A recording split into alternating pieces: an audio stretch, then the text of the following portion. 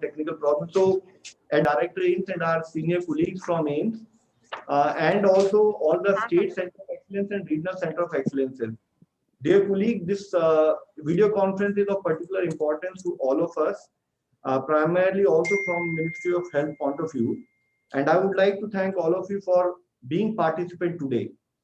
To just set the context right, we would like to highlight that in the last almost a month, sudden rise in large number of cases as well as deaths have been reported across the country. Second challenge which we are experiencing is that something which was more of an urban phenomena to begin with. Now we are finding larger number of cases getting reported across all parts of the country, primarily even from tier 2, tier 3, and even sometimes even in rural areas also. This being the situation, we had taken help of our National Center of Excellence, AIMS New Delhi, and we had requested all states to come up with a state level center of excellence, which in turn were discussing with respect to the clinical management protocol and then taking it down further to all the COVID dedicated facility. This time, considering that the trajectory is high, considering that it is spread across the country, we are now requesting 14 of our tertiary care institutions across the country to be the regional center of excellence, which have also joined today. I would like to thank all of them for being part of our endeavor in this direction. And these institutes, along with center of excellence, we just would like to sort of refocus on the challenges with respect to home isolation, challenges with respect to early identification, and also again something which happens within the hospital setting, that is the clinical management protocol. We have recently issued guidelines related with home isolation. We have also issued guidelines how the pediatric cases have to be managed and multitude of other issues. We are also facing the challenge that everyone thinks that remdesivir is actually the panacea for all evils. And all of us, I'm sure, must be getting those requests, kindly provide 2 injections or remdesivir, etc. Similarly, we realize that everyone wants to get a CT scan done. So with this type of panic which is around the system, we would like to take your support in terms of first coming on common page on the clinical management protocol through this network of national center as well as the regional center of excellence and state center of excellence, and then involve through you all the districts. So we just do not want to remain dedicated to the dedicated COVID hospitals alone. We want this exercise to be taken to all the health professionals across the country, which would mean up to primary health center level. Every doctor should be aware, because if they are not aware and they are not able to support in terms of early identification, the case which will come to a tertiary sector will always be a complicated case. So how do we sort of demystify the whole clinical management and whole of this COVID management approach is what is our endeavor presently. Through you, once these series of trainings are over, we would request regional center of excellences and state center of excellences to make a district level plan of action where we are saying COVID dedicated facility. We are requesting all health professionals up to PSC level, all private sector doctors, all private sector hospitals across the country to be oriented on clinical management protocol. We have an advantage of technology today, something which otherwise would have required, to sort of come together on a platform by calling for a physical meeting. Now we can actually electronically talk to each other. We would like to leverage that. We have requested Eco Platform people, which is again a training platform utilizing Zoom, to support us in this endeavor. Every 2 people have been appointed for each state. So once you will partake in this training exercise which is going on presently, then we would request you that in collaboration with states, you would make a district level training plan of action where the same Eco Platform can be put to use, so that that platform part, what to use, what not to use, that problem we need not sort of worry. Second thing is, within this platform, there will be 2 approaches. So that we can manage our conversation well, there will be few people who will be allowed as panelists, that is, they can have 2-way interaction. And there will be larger set of audience which can be brought together as webinar, and they can do chat and then interact. So Director AIMS will also explain how this will work today also. But our idea is just to reflect on when we wanted to train around 5,000 people across the country as the vaccination centers and vaccination center in charges. We did this exercise, and through the same platform, in the single stroke, 5,000 people were oriented. So the number of people which we can get on this platform is total of 10,000 in single shot. So that is the advantage we would like to sort of leverage on. So we would request, when you kindly take these trainings down below, and even these trainings which are going on right now, allow larger set of audience to come on a webinar mode, so that everyone can hear even directly from AIIMS and then see the discussion which entails as part of the training program. So I am also joined by Dr. Ravindran from Ministry of Health, looking after disaster management. Also our Director Public Health, Mr. Govind Jaiswal. They will also be coordinating with you on a regular basis and taking up this process forward. Idea is that 5 workshops in a week, 2 weeks we cover it.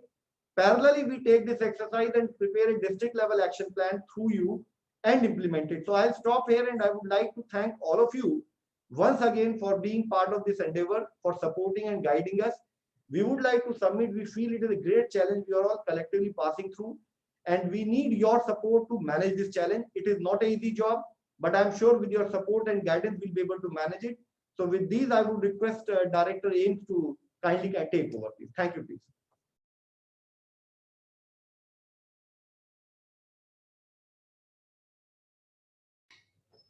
Thank you very much. And at the onset, let me really thank all of the mentoring institutes, the regional centers of excellence that have come on board. I'm really grateful to all the faculty that have joined and have become part of this endeavor and as part of this team. Many of these institutes, I would say almost all of them, are part of the team that we had when we started our exercise of building up more and more labs as far as states were concerned and even medical colleges were concerned. So many of you are, many of these institutes are sort of aware of the activities that were done then. And we would like to use that and leverage that now as far as clinical management is concerned. As has already been said, what we're seeing is that this pandemic is now moving and it's also going into rural India, into the hinterland. We're seeing cases occurring there. But a lot of physicians who are having to manage COVID 19 really have no training as far as this is concerned. We may feel that we are at a tertiary care center, we know what to do, we know when to give steroids, we know when to give remdesivir, we know when to give anticoagulants, we know what works, what doesn't work. But think of a physician sitting in a primary health center and he suddenly has a surge of COVID 19 patients. How will he triage? How will he decide what treatment to give? What strategy should we adopt in terms of home isolation, in terms of other therapies, including oxygen therapy? So this is endeavor is basically to build a team of mentoring institutes, regional centers of excellence, and then these institutes will then further take this down in terms of having online platform programs right up to the district level, so that we can confidently say that every doctor, no matter what be his specialty, or he be a general MBBS doctor, has a basic training of the do's and don'ts as far as treating COVID 19 is concerned. So this is the aim of this entire exercise. We'll start off with having some topic discussions, presentations. These slides we could share with you and you could use them if you want to really disseminate it in your region and your area. Whatever interactions you need from our side, we will support that. And I would really request that you then see how you can use your regional center of excellence to take this forward into other areas and be able to become a hub for knowledge exchange and knowledge transfer in your area, so that almost every doctor who's practicing in that area, both in the government and the private sector, is roped in to understand this management of COVID 19 from mild, moderate to severe, and to understand that what drugs work, what don't work, and the timing of drugs. We have to bring down our mortality, we have to save lives, we have to develop a strategy that despite the increasing surge of cases, we are able to manage patients properly. It is something that we need to do on a war footing, considering the number of cases that we're seeing right now. Therefore, I'm grateful to all of you for having come online and taking up this responsibility. The Ministry of Health and Family Welfare will help you in coordinating this at regional level to make sure that this is disseminated right across the country, even to the remotest areas. So today we'll start off with a talk on mild COVID home isolation.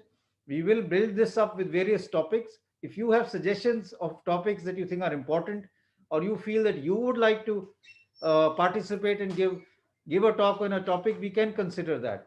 But please remember that ultimately, at the end of the day, you will have to be part of the whole knowledge dissemination process. AIMS will be the mentoring institute, but each area will be the regional center for excellence. And each center will subsequently take on the responsibility of that region. We as AIMS will also take on the responsibility of Delhi and Bihar. Other areas will have to really look at their own areas. And this was done when we did the lab testing. That, for example, AIMS Jodhpur looked after Rajasthan and Gujarat. So those type of distribution can be done, and all that area should be covered by the Center of Excellence in terms of knowledge dissemination, in terms of making doctors aware, using this platform, and that will really help. So today we have to begin with a talk by Dr. Saurabh Mittal, who's a faculty in the Department of Pulmonary Critical Care and Sleep Medicine, on mild COVID home isolation. He will he will give that small talk. Then we can have an interactive session with your suggestions in general and more related to this talk. And then we can see how we can start disseminating this not only in your own area, but right in the whole region, so that there is enough awareness about managing patients with COVID-19. I'll stop here and ask Dr. Saurabh Mittal to really give his comments. If you have anything in between, use the chat box, or we will you could raise your hands and we will then ask you to ask the question or the doubts that you have. Before I ask Saurabh to sort of continue, I'll also like to introduce the other panelists that I have from the institute. On my left is Dr. Anant Mohan, who's the professor and head, Department of Pulmonary Critical Care and Sleep Medicine. And I have Dr. Manish Suneja, who's also a faculty and professor in the Department of Medicine and Infectious Diseases. So both of them will also be there to help you and try and develop a strategy. So over to Dr. Saurabh Mittal.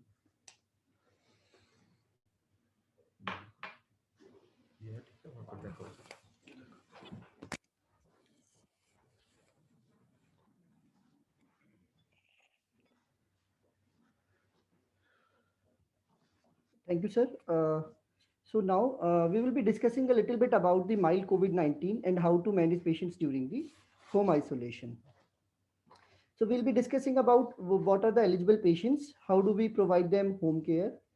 In patients who are under home isolation, what are the indications for hospitalization for them, and when do we stop home isolation. So we all understand that COVID is an illness which has been caused by a virus, which is the SARS-CoV-2 virus. And it causes a respiratory illness which varies in severity from asymptomatic or mild illness to a severe life-threatening illness. So the spectrum of illness varies greatly from asymptomatic to severe, and that's where we need to kind of triage these patients, that which patient gets treatment in which facility. So before we go for home isolation, the basic concept of spread of COVID-19 is essential to understand, because that's what makes the concept of how do you isolate a patient who is infectious. So there are basically three ways COVID-19 spreads. The most slides are not moving, sir. Slides are not moving, sir. I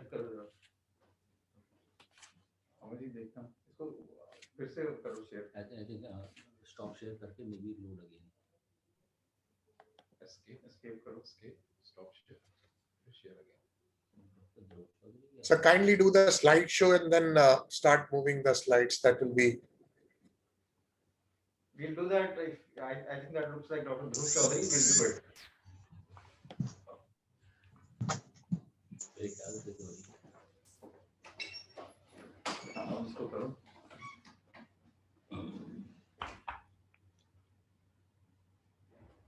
Just give us a few minutes. We have a little bit of a glitch. We'll sort it out.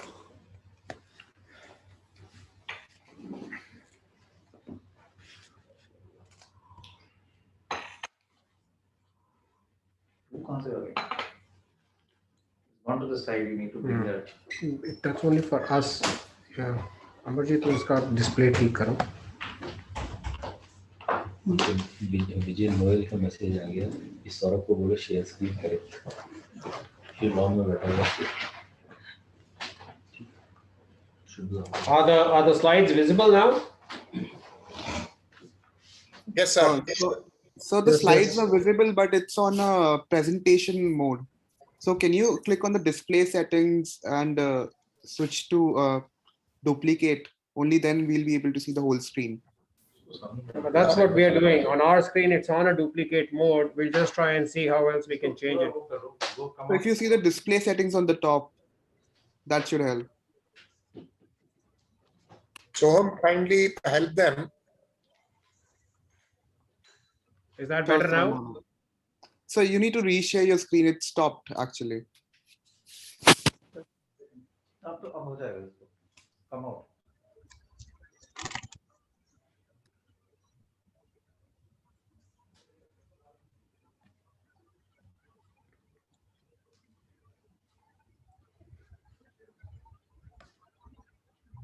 And also request everyone whose video is on to really switch off the video. That may also help. So Now no, we- video has, Is it you now just need to- visible? Are the slides visible now? it is now. Perfectly, sir, perfectly. Okay, good. Stop video no, on our side. So if we understand that there are three ways COVID-19 basically spreads. The most important way is the droplet infection. That means whenever a patient speaks or coughs, there are droplets containing the virus and they kind of stay there in air for some time, and then in next 15 to 20 minutes, they settle down. So that is the primary way of spread of COVID-19. The other one is the fomite based, means the surfaces which comes in contact with these droplets, and once a person touches them and then touches his nose or mouth, then he can have a fomite based transmission, which is probably the least significant way of transmission.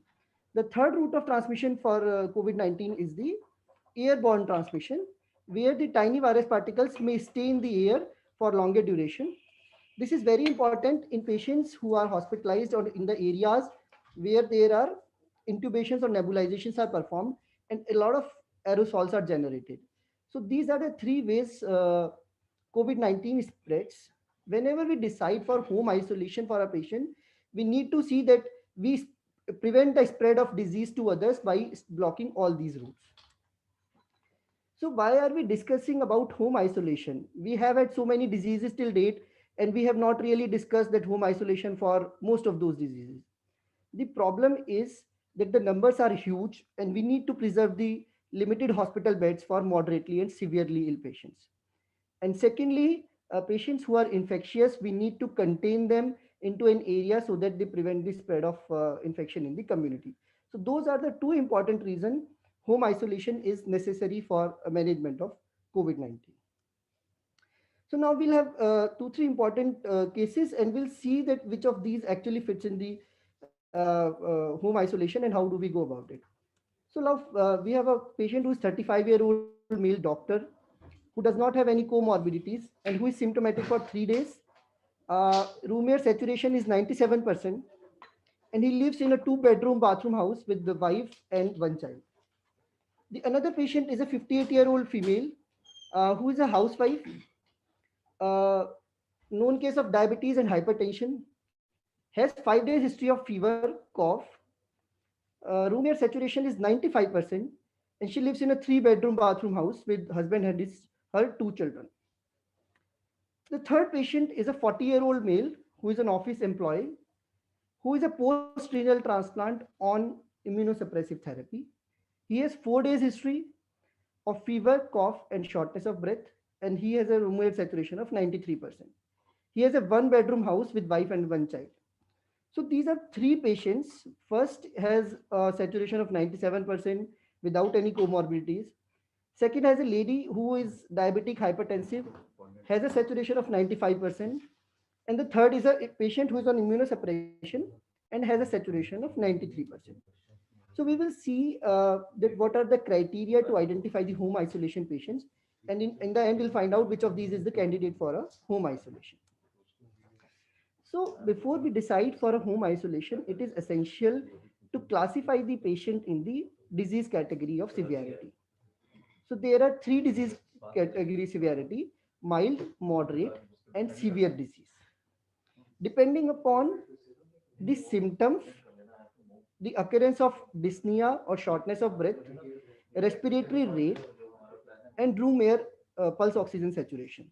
So these three parameters, symptoms, room air saturation, and respiratory rate, are used to define a patient regarding the severity of disease.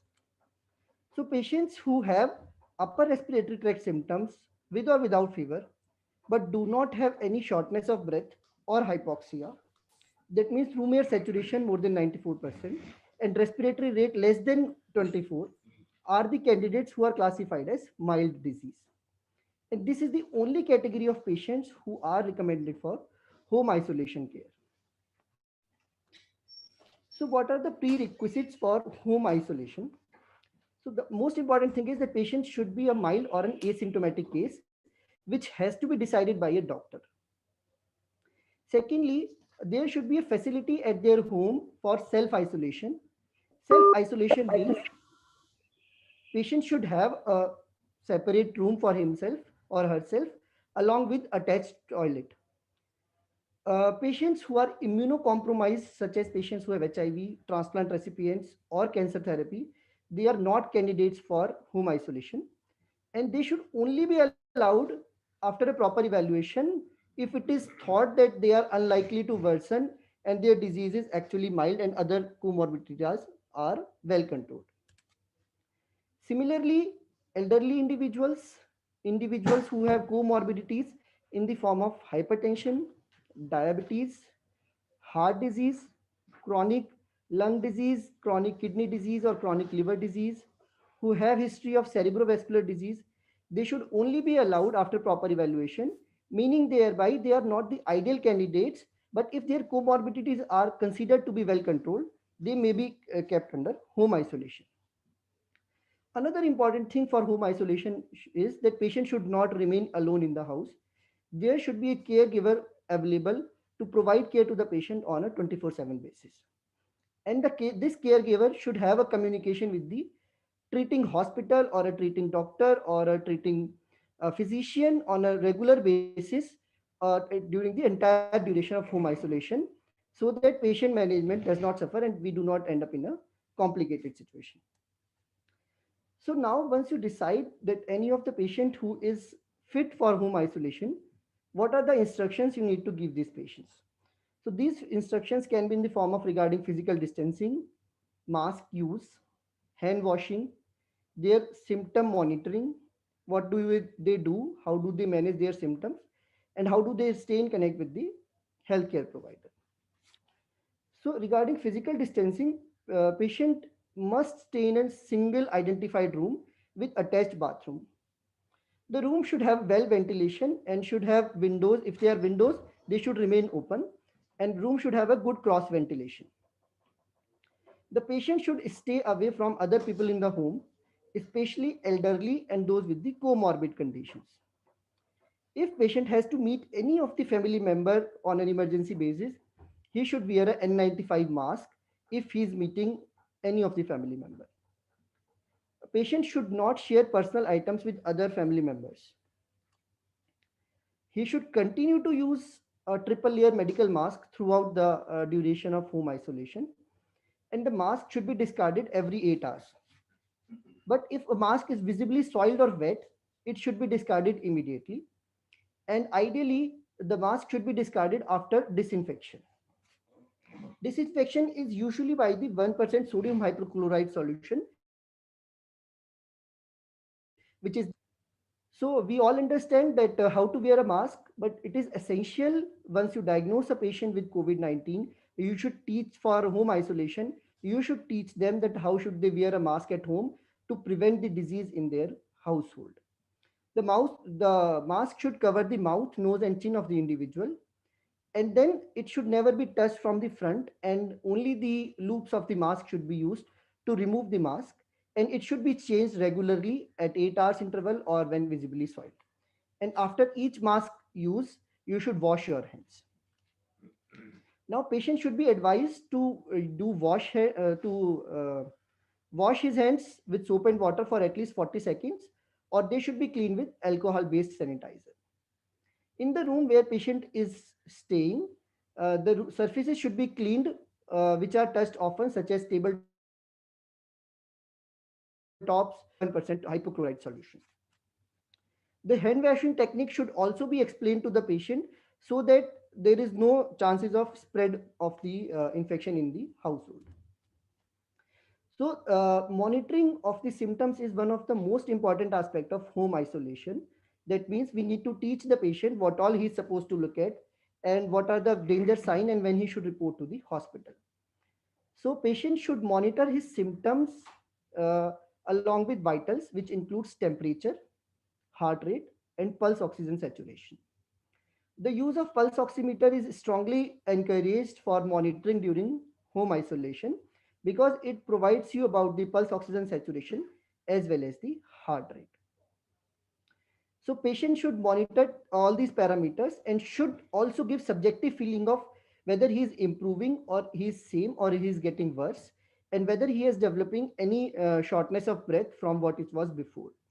So this monitoring chart actually gives us a very good idea whether the patient is improving or worsening. And if there is any deterioration of symptoms, patient should report to the hospital. There are some instructions which should be given to the family members who are caring for individuals with COVID-19. So first, one more important instruction is that they should continue to wear a triple layer mask within the house. And if at all they have to enter the patient's room, they should wear a N95 mask. For the family members, hand hygiene is essential, which should be done before wearing and after removing the mask. After they come in contact with patient or the immediate surroundings, it should be done using the soap and water for at least 40 seconds. Or if it is not visibly soiled, they can use an alcohol-based hand rub as well. They should avoid a direct contact with patient secretions, especially the sputum or the respiratory secretions, because they are one of the most infectious secretions. And if they have to handle patients, any of the secretions or urine, etc., they should use disposable gloves. They should avoid exposure to potentially contaminated items in the patient's environment, such as cigarettes, eating utensils, dishes, drinks, used towels, or bed linen. So these patient's food should be provided to his room itself. The utensils which are used for the patient should be cleaned and they can be reused by the family members or the patient himself. That's not a problem if they are cleaned with soap and detergent thoroughly. After you change your gloves, you need to clean your hands always and always wear the triple layer mask if you are cleaning any of the surface, clothing or linen used by the patient. So this is essential to prevent the spread to the family members of the patient. Now comes to how do we manage the patient. That means what are the medications or what are the things patient should do to improve his symptoms. So one thing is patient must communicate with the treating physician and should promptly report if there is any decline in his symptoms or any worsening or saturation falls.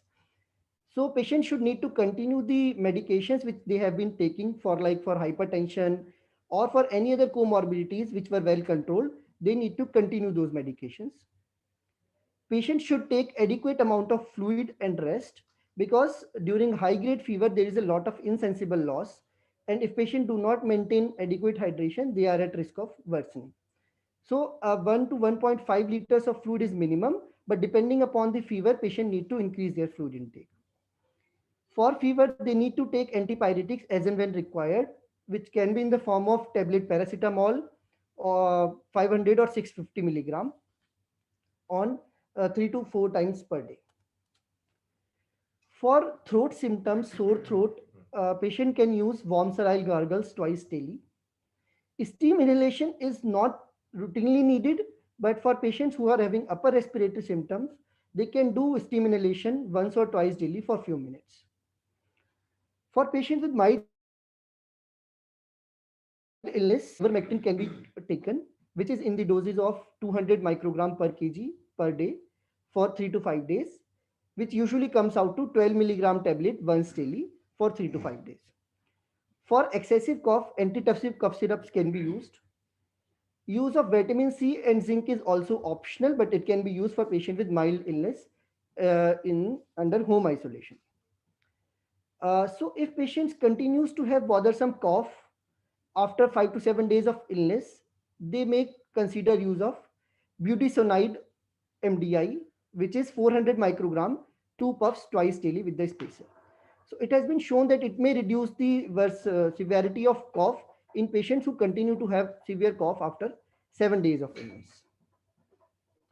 There are some other drugs which are being used by people in home, but which should not be as of now. So the decision to administer remdesivir or any other investigational therapy should always be taken by a medical professional and in hospital setting only. Patients should not attempt to procure or administer remdesivir at home. For patients with mild disease, early disease, systemic oral steroids are not indicated. For patients who who continue to have symptoms beyond 7 days, such as persistent fever or cough, there are new recommendations coming for the low dose oral steroids, which we will be discussing in the next session. Now, what is important is what are the things which patient has to understand that when he should seek help of a hospital.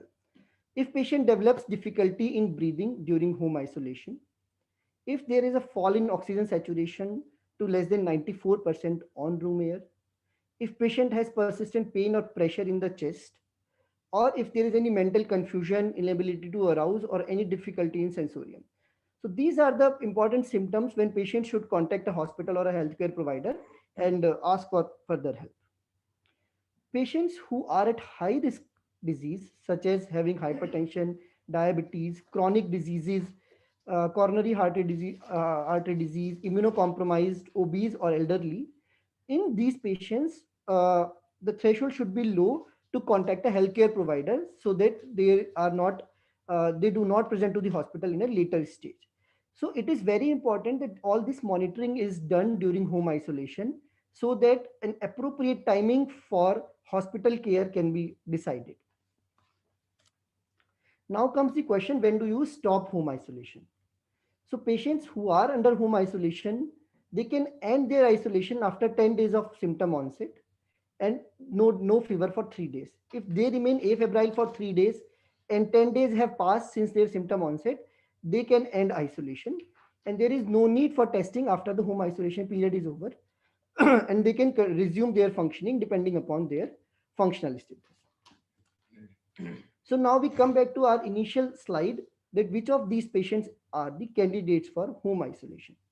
So if we see the first patient who is a young male with maintains oxygen saturation and has a good facility is the best candidate for home isolation. The second patient who has many comorbidities and still has a maintained oxygen saturation and a good home facility for isolation is a candidate for home isolation, but that should be under very close supervision in view of the multiple comorbidities. So it is a borderline candidate, means a patient has home isolation and a good facility to report to a healthcare facility, they can continue in home isolation. The third patient who is a post-transplant patient on immunosuppression with an oxygen saturation of 93% is actually not a candidate for home isolation. So that's how you need to, these are the things you need to keep in mind while you advise them for home isolation versus a hospital-based care. So here I'll conclude my talk that what is essential is that you need to correctly categorize the patient into mild, moderate, or severe category. You need to give instructions to the patient as well as the caregiver, and that should be made very clear. The danger signs which the patient or the caregiver should identify should be explained to them and provided to them in written. And a continued communication with healthcare provider is key to successful outcome following home isolation for COVID-19. Thank you.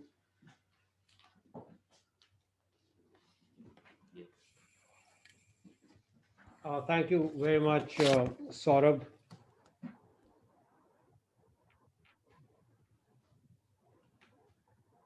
Yeah, thank you. My name is Dr. Rajiv Kumar. I am not a pulmonologist. I'm an associate dean for academics at AIIMS, and I'm coordinating these activities on behalf of AIIMS New Delhi. Dr. Guleria unfortunately had to step out because of an urgent call just now.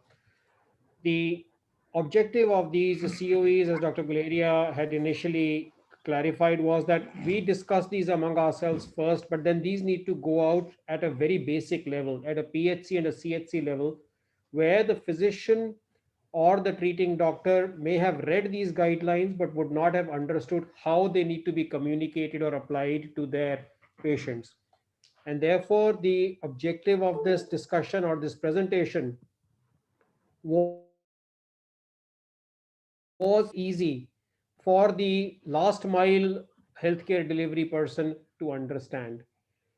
For the next 5 to 10 minutes or 15 minutes, we would like to have a discussion among the people on the panel from the regional centers of excellence or the state centers of excellence, if they would like to have any discussion on what was presented. So maybe you could just unmute yourself and raise your points. वहीं से बोलना शुरू करो। They can raise their hand and we can speak for them. All right. So if the questions that are there in the chat box. So one of the questions that yeah, can Yeah. I just ask a question? yes, please go ahead. Please go ahead. Yeah, so Please this is, identify yourself, because there are so many images and they're so small that sometimes it becomes difficult to identify who's speaking. So if you could Yeah, just identify that's yourself, right. please. So this is Dr. Satyajit Mishra. I'm here of anesthesia at AIIMS Bhubaneswar. Right. So please carry on. Yeah. So regarding the symptomatic management, it was mentioned that consider ivermectin and vitamin C, zinc, and budesonide and all that. While the indications for budesonide are a little more clear in the sense that if the patient has cough, he or she can take budesonide. What about ivermectin? And so it's like kind of, is it a blanket prescription for all mildly symptomatic cases, or is there any indication for a case-to-case management?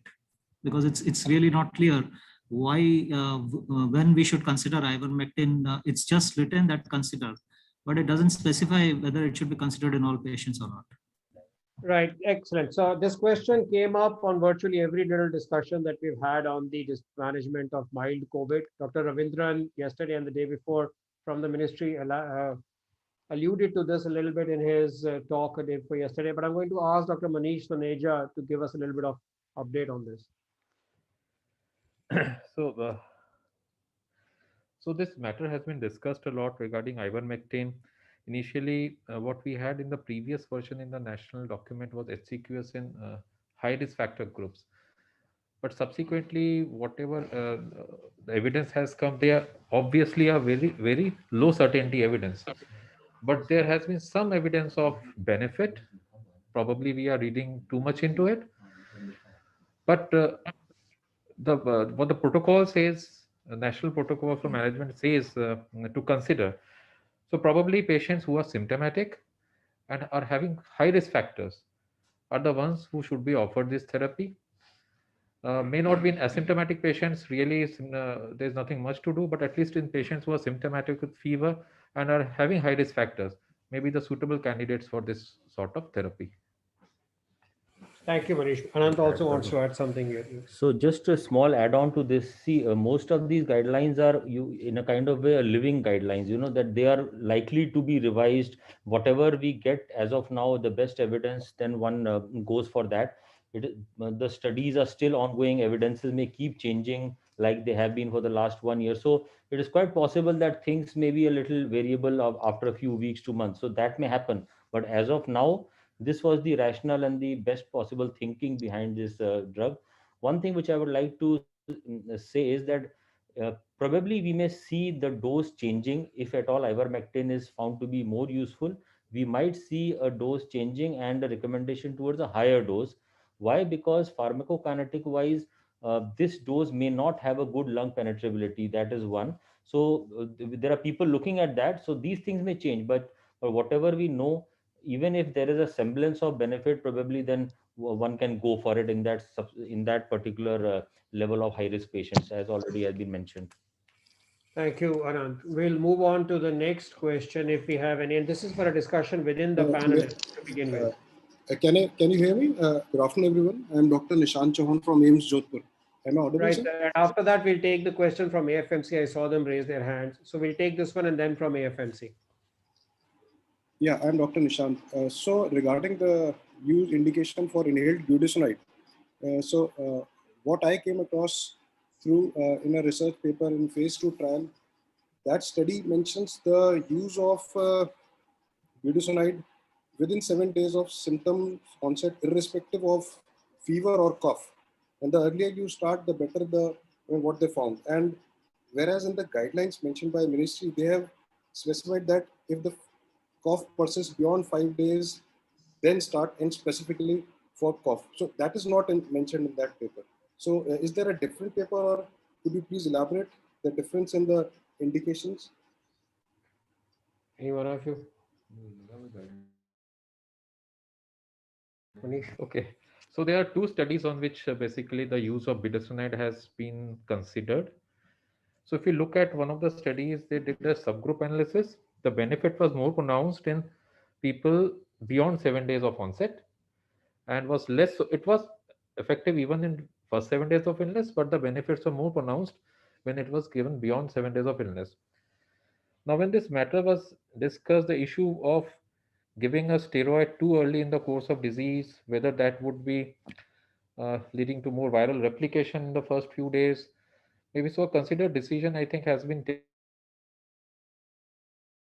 that as such majority of patients, 70-75% of patients will have their symptoms settle down by day 5 of their illness, and some patients maybe who are progressing, maybe going towards the prolonged phase, maybe going towards the cytokine storm. So that small subgroup of patients have been identified for this type of budesonide therapy. Thank you, Manish. We'll take the question next from AFMC, please. Good afternoon. I'm Dr. Atal. I'm the rheumatologist from AFMC Pune. I was going through the circulated, and on the first page, I think para 3, column 6, patients eligible for home isolation. We've asked for caregivers and contacts to take hydroxychloroquine. So are we still continuing with hydroxychloroquine for caregivers and contacts, or is it out now? It's still there. It's still there. Is Dr. Ravindran available at the ministry? I see the ministry's cameras turned off. So if because he was on the panel that made these guidelines as well. Yes, thank you. When we consider these guidelines along with aids at that point of time, we looked at the evidence, as rightly pointed out. The evidence is on a lower side, but again, we had been using it. We used it to a great extent. Many countries used it. Unfortunately, we couldn't make it in the form of a study to save in a very evidence-based way hydroxychloroquine is useful. But when we looked at the studies, which is also, some insight is given by Australian researchers in a live meta-analysis, which is called HCQ meta. In fact, they are also looking at other, chemical moieties like ivermectin. And, some of these studies, 24 of them they're double-blind, placebo-based control studies, but there are evidence to the fact that one, early treatment, quite substantial evidence in terms of, your case control and odds ratio and those kind of studies, and also for prophylaxis, even for ivermectin. So it's based on, and as rightly pointed out, it's an ongoing process, dynamic process. We will go. So we thought, since this is already in the guidance, we thought that we'll give some more time till we look at the evidence and whether to keep it as a part of the guidance or to remove it. Thank you. Thank you, sir. Sir, if I may, sir, so then now that we are supposed to disseminate this information down to the smaller centers or smaller hospitals, So do we ask them then as and when the caregivers and other people ask, we then go ahead and we continue with hydroxychloroquine for them in across, right? That is the present guideline until something else comes through. Our basic objective is to follow the guidelines that the ministry puts out for us. We also have to accept that for a lot of things, there may not be evidence of the kind that we require. There certainly isn't level 1 evidence for a lot of things that are being said. All of us accept that. Nobody is trying to hide that fact, and we just work on the best available information that currently exists.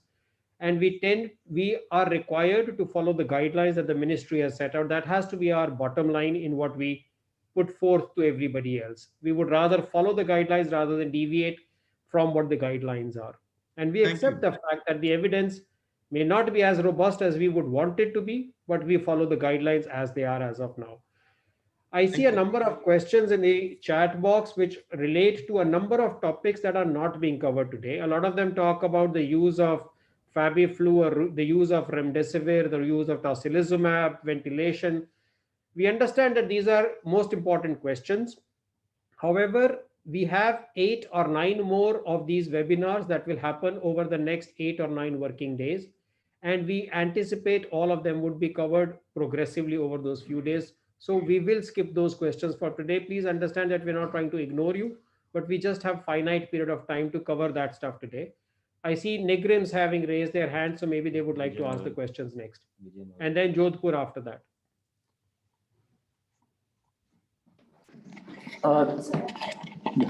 This is Dr. Vijay Nampur from Nigrims.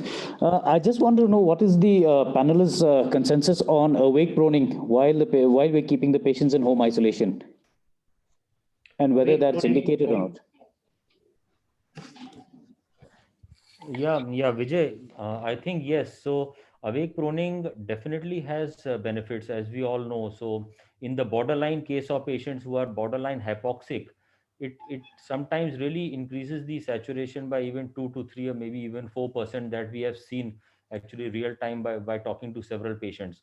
I think it's a very simple kind of a procedure which can be easily done by everybody, and it really reduces the panic level. You know, suddenly if you see at home, a person is monitoring his saturation every couple of minutes almost, and if one of them goes down to 93 or 92, suddenly there's a panic as to what to do, and then they start calling everybody around.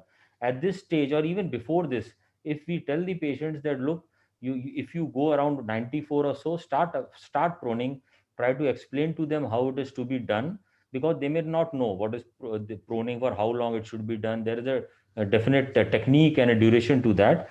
But if we emphasize that you start it early enough, definitely the need for oxygen requirement might go down, and definitely the mental stress and the panic will definitely go down. Thank you, Anant. We have a question from Jodhpur. Yeah, it's a first small comment that last year we had conducted such webinars, and we had trained a lot of doctors from periphery, not only online but offline as well. And what to be done for home care, what can be done at PHCs, CHCs, district hospitals. So it was really sort of sensitization to them, what to be done, how to manage critical ill patient, and not to refer all the patients to Himsutpur. Second, one more thing which I wanted to highlight was most of the clinical practitioners, they have this habit of writing too many drugs, even if the patient is at home care. For example, almost everyone I have seen, they always prescribe azithromycin or doxycycline, and then favipiravir, we know that, but all these things, so we hardly have any evidence of all these things working. So my suggestion would be not only the presentation should include of what to be done, but also should include there's hardly any evidence and may be harmful because of side effects, maybe QT prolongation and gastric irritation or all those things. So if we don't have enough indications or enough evidence for using all those drugs, why not just include all those things so that peripheral doctors are sensitized? Okay, then if it has no role, we shouldn't prescribe them. Just a comment. That's an excellent comment, sir. And your experience in having done this last year obviously comes in handy in adding that.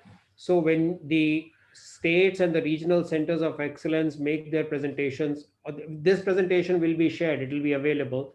You could add that information, and we will certainly also add that information of what should not be done instead of just saying what should be done. So an excellent point that you make, sir, and we'll add that to our presentation.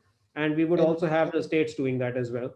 And we There's had been a couple of prepared a small booklet which was sent to the district authorities as well as to state government. But unfortunately, I don't think any action was taken, but we had sent a recommendation in the booklet form. So maybe you could send that now to the central ministry as well. And if it still is in line with what the current guidelines are, they may be keen on having that disseminated as well. There are a number of comments. Yes, this is Dr. Anupam Dev from AIIMS Bhubaneswar. I'm head department of medicine here. Yes, please carry on. Yes, sir. Thank you. I'll refer to this guidance document on home isolation. It mentions use of 1% sodium hypochlorite to disinfect the masks and also surfaces. Now, many of the people may not be able to procure 1% sodium hypochlorite. So can it be made easier to use an alcohol-based sanitizer or a spray for disinfecting the surfaces for ease of use? Can we recommend that? Dr. Ravindran, sir, maybe you could give us an update on that. Thank you. I think it's a question which has come time and again to us on this. You know, when we talk of sanitizing the mask, it's not that when we use sodium hypochlorite and then reuse it. That's not the purpose. The purpose for putting that was when you are using it, and if you before you throwing out, use 1% sodium hypochlorite, which can be made in dilution. And your point is well taken. That dilution is per se not available across the drugstores. It's a higher concentration which is always available in the drugstores. But having said that, now there are modalities which has come up. Central Pollution Control Board has come up with recommendation that you need not even put that there. You just keep it in a dry some kind of cover for 72 hours, and then you throw it as a normal waste, household waste. That is one of the recommendations of the Central Pollution Control Board. So we are looking at that, and maybe we'll incorporate in the coming versions of this. Your point is well taken. But alcohol, I may not suggest, because its availability in cities and all is very good. But as you move down, number one, it's costly. Number two, to disinfect using alcohol sprays and all. This is the recommendation given by NCDC. I am not the person, so I am speaking on behalf of NCDC. Right. Thank you, sir. Are there again? I'm going to yes, Nagpur. Hello, sir. I'm Dr. Kumbhalkar from Nagpur, AIIMS. Right. There are two people from Nagpur who raised their hands. Maybe both of them could go on one after the other. Okay. Sir, I want to know in home isolation which markers should be sent, and what is the period of admission. Nowadays the trend is seen that most of the patients, they are running very high grade fever, and they come to the hospital after 5 to 7 days of their fever. So what plan will we give to these cases now? They are already, they have taken Tamiflu, they have already taken ivermectin and other drugs, and there is no response to fever. So what are the guidelines to admit and regarding the treatment plan of such cases? So there are two questions here. First is, how do you determine end of care at home? What do you decide is the end point of care at home? Therefore, what are the admission criteria? And second was, when do you get markers done if the patient is in home isolation? The first thing that we need to be very clear about, as such patients, mild patients in home isolation, there is no requirement of any routine markers to be done, which is being done very commonly. Even CT scans are being done in mild patients at home isolation. So such investigations need not be done. Now, Dr. Saurabh clearly pointed out the symptoms and symptomatology when a person is supposed to get hospitalized or supposed to get in touch with his treating physician. So like desaturation and other things, chest tightness, etc. And finally, one more. Yes, those were the two things. When do you get admitted and about markers? So you say markers should not be done if the patient is in home isolation and fits into the home isolation criteria. And the second was indications for admissions are as defined in the guidelines. And additionally, I think ma'am was also referring to a very important point of a prolonged fever, a fever going beyond 5 days, maybe going beyond 7 days, and not patient is not really desaturating. Now that is a gray area. That is a group of patients which are some proportion of it may land up in hospital later on with moderate COVID, with desaturation, etc. So that is a very important area, how to prevent and treat this patient at home and prevent them from coming to hospital, and thus the freeing up hospital beds. So this is an important area, which I think there is a separate discussion on this in the next meeting. As of now, the guidelines do talk about low dose steroid, but only in consultation with the treating physician, and there will be many riders to it. I think that is a topic for separate day, but this is an important group of patients. Steroids can be given in And obviously, yes, these new guidelines also mention about two things.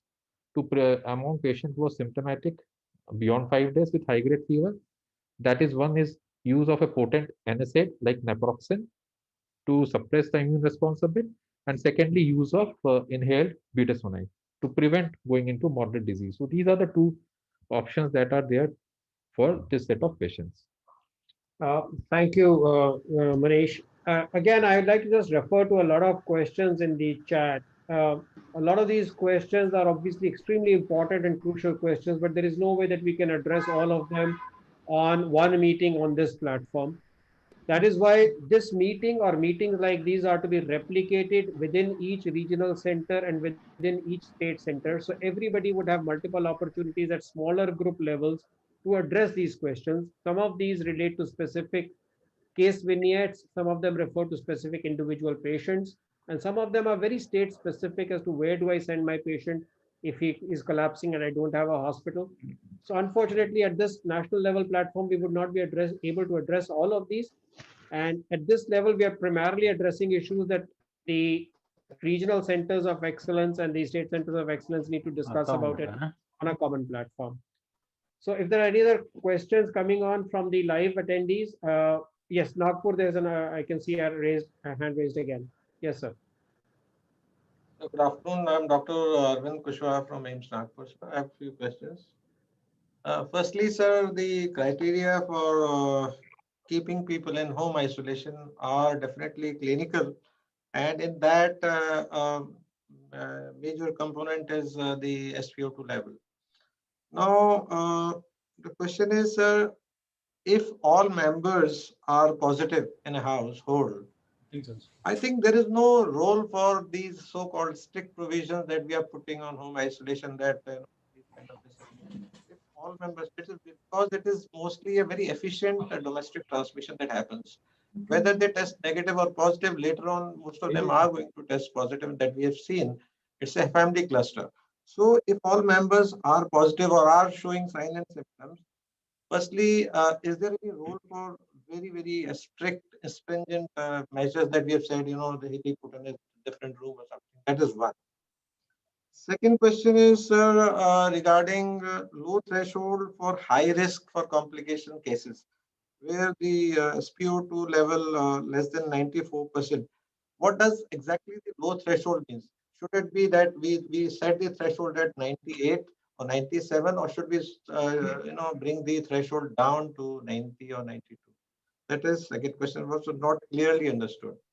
Third question is the criteria for putting people under home isolation have not taken into account the number of cases that are taking place in remote rural areas where people can't even get tested.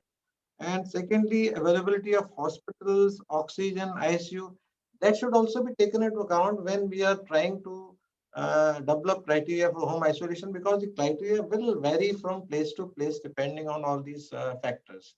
So I think we had to have a little more stratified approach rather than a uniform approach everywhere. Because a person living in a rural area of Maharashtra or a UP may not actually even have a pulse oximeter. We are assuming that everybody is going to have a pulse oximeter, which is not likely. So can we have some answers to that? Okay, so you make some very pertinent questions, of course, and all of your questions are very pertinent. I'm going to ask Manish to address whatever we can, but before I ask Manish to address them, again, like I said, I'm not a pulmonologist. I'm a urologist by profession, and I'm not a part of the guidelines. But what I can tell you from general knowledge about these is the guidelines typically have to be simple so that they can be acceptable to a large number of people in general. But of course, there will have to be modifications to make them applicable to individual circumstances or regional circumstances within the overall guideline of what the overall framework of what a guideline says. So the more we stratify, the more conditions we put into it, the more difficult it becomes to apply them to a wider range of public applicability. But you're absolutely right that everything may not be applicable the way it's written to everybody, and therefore there would have to be physician-based modifications based on the applicability. But that's just a general comment that obviously doesn't apply to my knowledge of this particular guideline. Manish, do you want to add to a couple of things? Some of the very pertinent questions was if everybody is positive in the house, do you really need to apply all these guidelines? Then they really don't apply. It was primarily meant for one person is positive and others are asymptomatic. This guidelines apply to these households. If everyone is positive, obviously what we are seeing in this current wave, probably they won't really apply. Anand, you wanted to say something? Yeah, so that is true. The only thing is that one should be still reasonably alert enough to pick up these warning signs.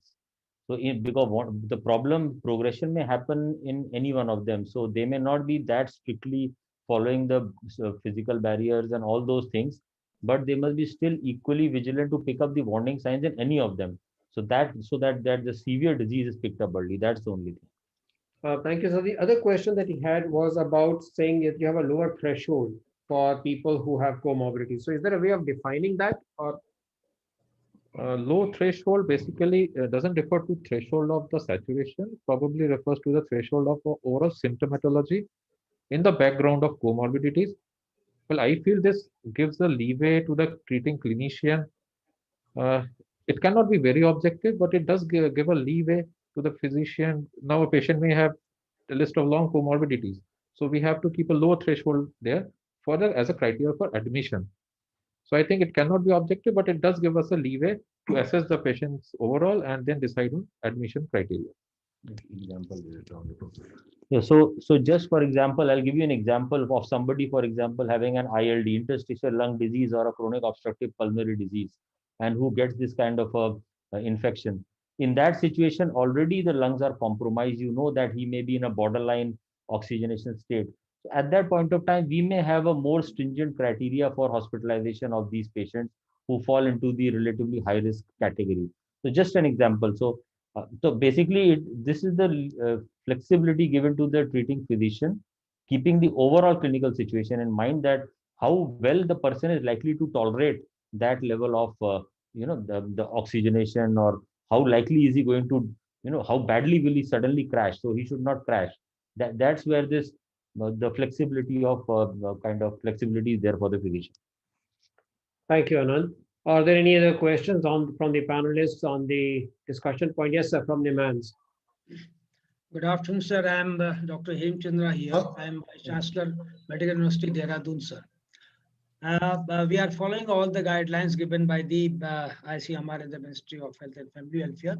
What we have done basically, while selection of the patient for the home isolation, we also hand over a kit of the containing many things, that is ivermectin, azithromycin, B complex, vitamin C, paracetamol, and the cholecalciferol, pulse oximeter, mask 50, triple layer, and the thermometer.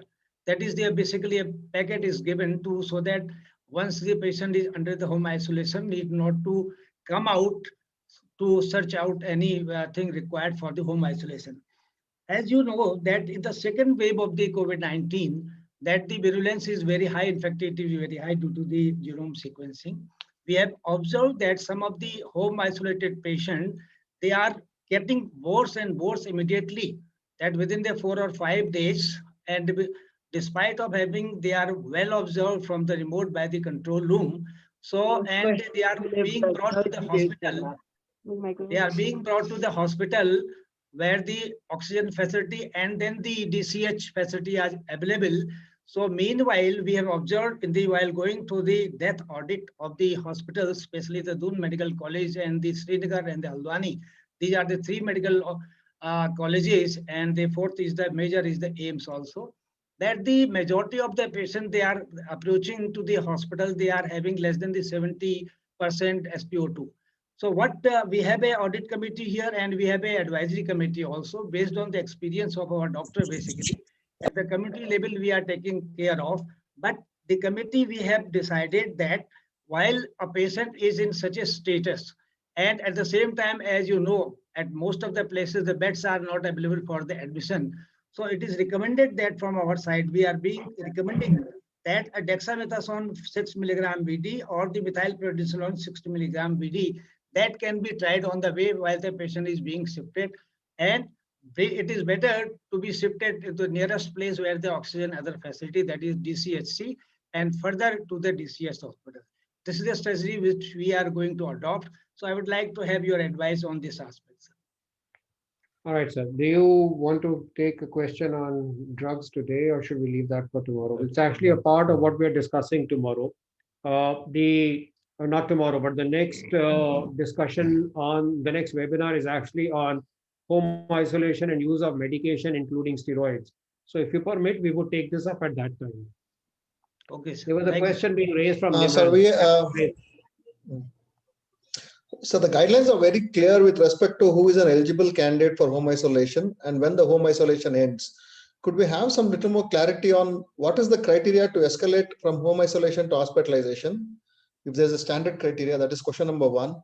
And question number 2, sir, as Dr. Arvind from AIIMS Nagpur, sir, has clearly mentioned, is it possible for the guidelines to be tweaked for areas where there's far to reach areas who do not have access to measure saturation?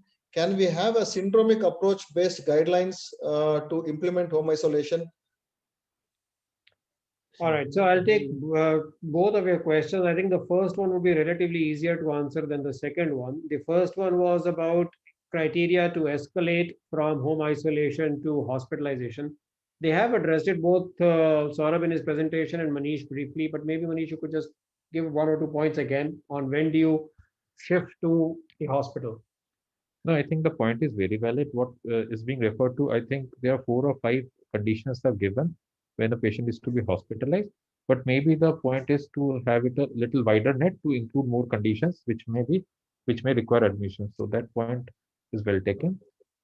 The second point is about changing the guidelines to make them more syndromic approach. Syndromic, yeah. So probably I'm not sure we are quite qualified to answer that question, honestly. I think that's something that the ministry would need to take up on the guideline creation panel. So I'm Dr. Ravindran this side from the ministry. Yes, sir, of course. Please do. Please do.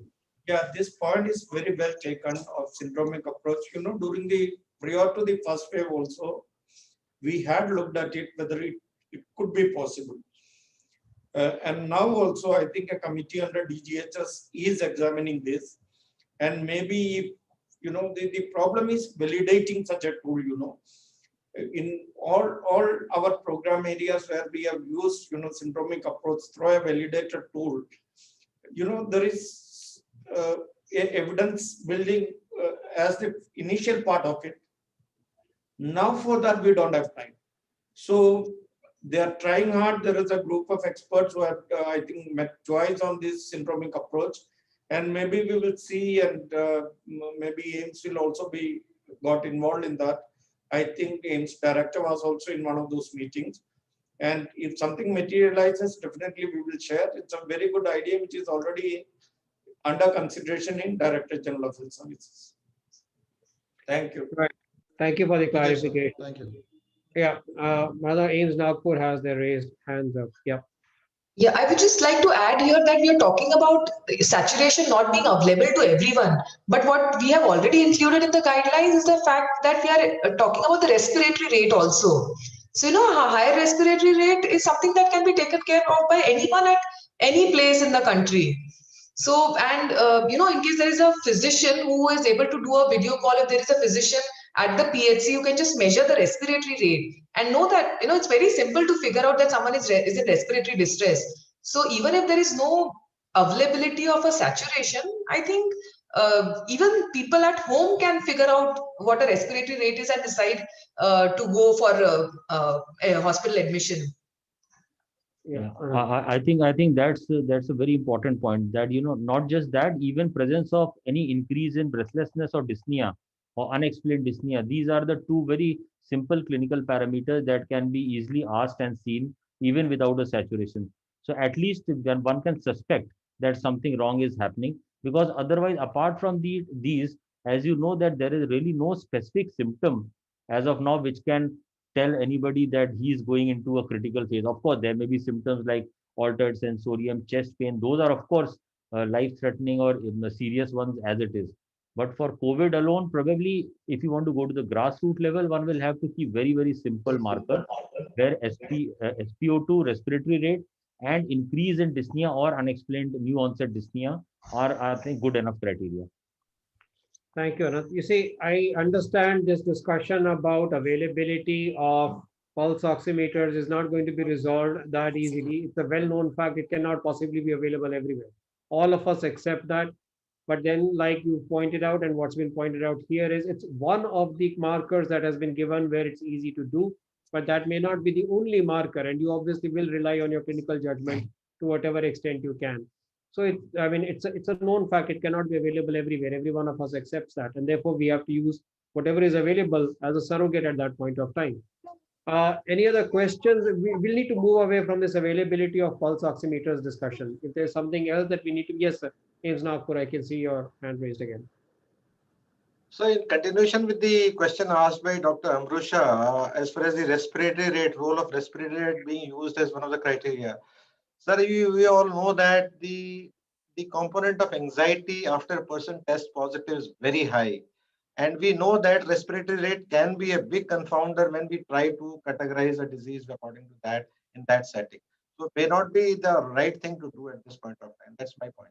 Well, again, not as a pulmonary physician, I would suggest that you don't measure it immediately after you give him the report, and you give him some time to digest the fact that it's positive and measure it after a few hours or maybe the next day.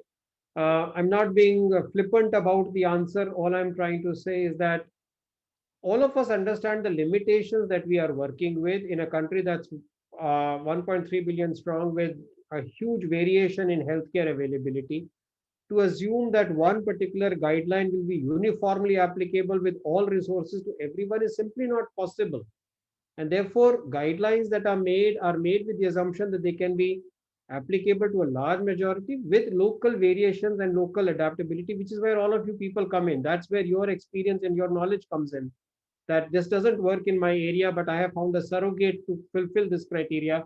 And that's why dissemination has to be at a local level and not sitting at the All India Institute of Medical Sciences in New Delhi, which is why we need your help to take it down to a level where you can modify it, bring in your experience and your knowledge to say this is what works as a surrogate to fill this guideline.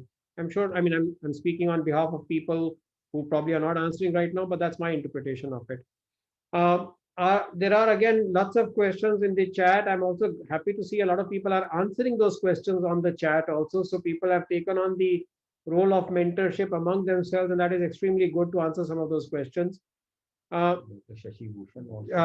We cannot have people who are on the chat to be speaking on this particular forum, but they would be panelists within their regional COEs. So they could raise verbal questions when they are panelists on their regional COEs. Are there any questions among the panelists right now that we need to discuss today? We will, of course, be back on Monday for the second session, which will again be on home isolation, on medications and steroids and other medications in home isolation. So if there are none, I will just reiterate what we are trying to do here. This is a beginning whereby we aim to have between 8 to 10 of these sessions over the next 8 to 10 working days. So Mondays to Fridays, we tentatively are planning it at 3 p.m. every day from Monday to Friday for the next 8 or 9 working days. There may be mild changes based on exigencies, but that's the plan. The regional COEs and the state COEs don't have to wait for all 10 to finish before they start working in their own areas.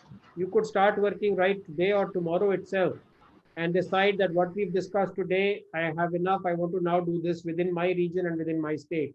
So you don't have to wait for the 10 days to be over before you start. Please feel free to start at the earliest that you feel you're capable of starting. The slides will all be available. The video, I'm sure the ministry would make available to you if you would prefer to use the video that's been presented.